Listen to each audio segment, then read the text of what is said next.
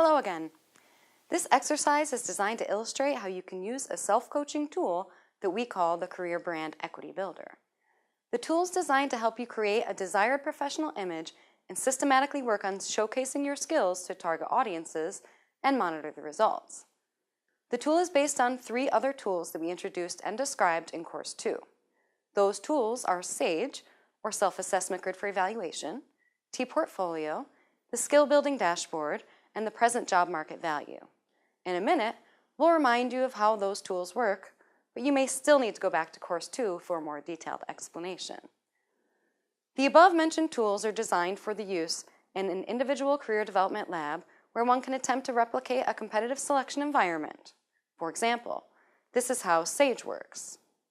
For a realistic job description in your area of interest, you can identify skill-based selection criteria and underpinning elementary competencies.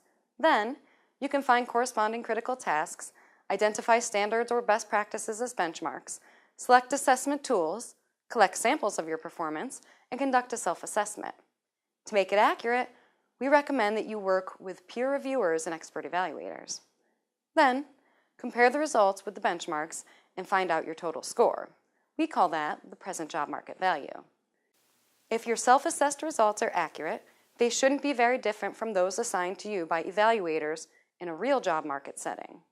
The idea is that the more skilled you are in self-assessment, the better you understand the job market and its requirements, the more honest you are in evaluating your own skills, the more accurate the model is, and the more you should be using it in your job preparation and skills development.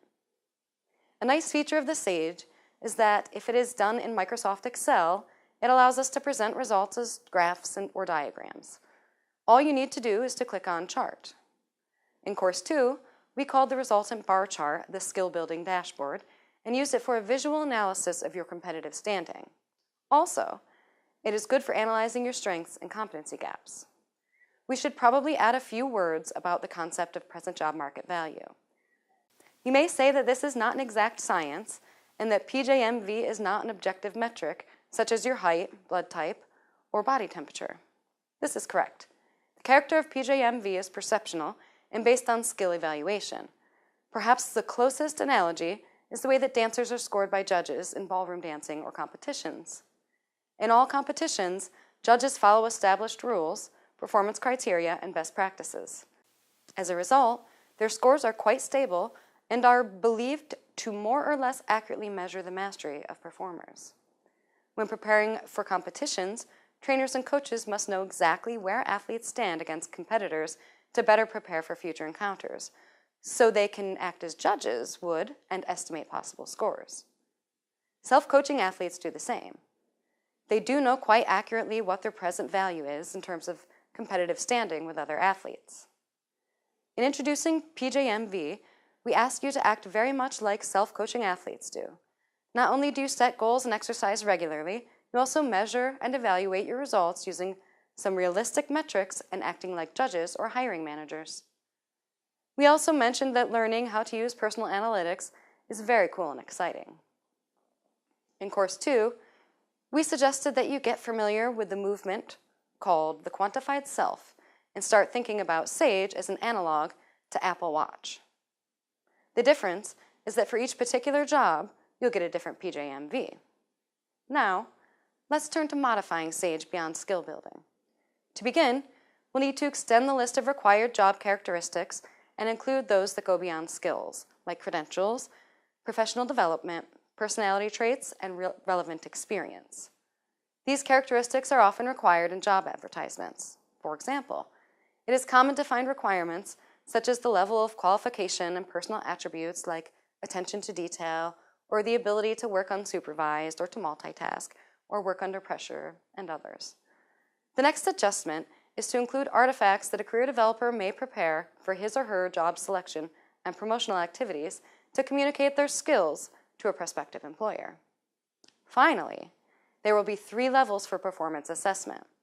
One level is solely based on the person's mastery of skills as presented in his or her traditional resume and cover letter. The second level of assessment will take into account all artifacts created by the person to better present his or her mastery in the field. And the third level is reserved for performance assessment based on additional promotional activities and in-person communications and interviews. All assessments are supposed to be external and done by either peer reviewers or expert evaluators to represent the perceptual side of the person's career brand. Now, if presented and promoted properly, a person's PJMV based on traditional job search documents, such as a resume and a cover letter, can increase as a result of purposeful artifact building and communicating with the target audience.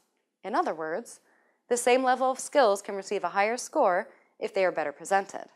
The resultant increase in PJMV can be attributed to those brand-building activities. Following business strategy, we can call this increase career brand equity. As you can see, it is measurable and observable, and as such, it can be managed and monitored. In the following presentation, we'll let you try the new tool. See you soon.